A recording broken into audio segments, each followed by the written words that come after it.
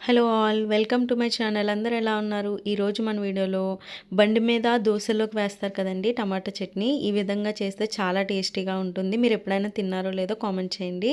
చాలా టేస్టీగా ఉంటుంది. అది ఇంట్లోనే ఎలా తయారు చేసుకోవాలో చూద్దాము. ముందుగా స్టవ్ మీద ఒక గిన్నె పెట్టుకోవాలండి. ఆ గిన్నె పెట్టుకుని స్టవ్ ఆన్ చేసుకుని సిమ్లో పెట్టుకోవాలి.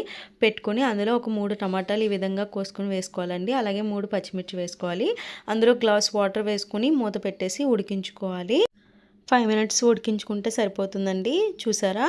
ఈ విధంగా అయితే ఉడికిపోయాయి. ఇప్పుడు మనం ఒకవేళ లోపల ఉడకపోతే ఇప్పుడు ఇలాగ చాకు పెట్టి ఇలా గుచ్చితే తెలిసిపోతుందండి ఉడికిందో లేదనేది. పైన తోలు అనేది వచ్చేస్తుంది. చూసారా? చాలా పర్ఫెక్ట్గా ఉడికిపోయింది. ఇప్పుడు ఈ టమాటాలని వేరే దాంట్లోకి ట్రాన్స్ఫర్ చేసేసుకోవాలి. వేరే దాంట్లోకి తీసుకుని పక్కన పెట్టేసుకోవాలండి. చాలా టేస్టీగా ఉంటుంది. మీకు ఉత్తప్పంలోకి కానీ, దోశల్లోకి కానీ, ఇడ్లీలోకి కానీ చాలా టేస్టీగా ఉంటుందండి.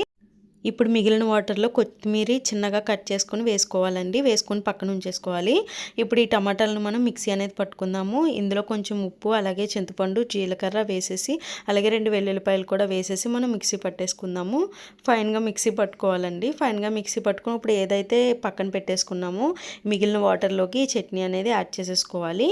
యాడ్ చేసుకుని ఇప్పుడు మీకు ఉప్పు తగినంత వేసుకోండి. ఉప్పు సరిపోతే ఒకసారి చూసుకుని మళ్ళీ ఉప్పు అనేది యాడ్ చేసుకోవాలండి.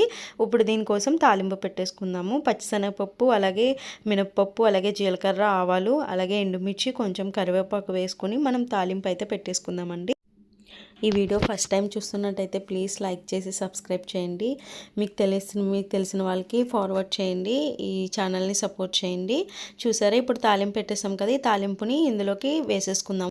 అంతేనండి, ఎంతో టేస్టీగా ఉండే టమాటా చట్నీ రెడీ అయిపోయింది.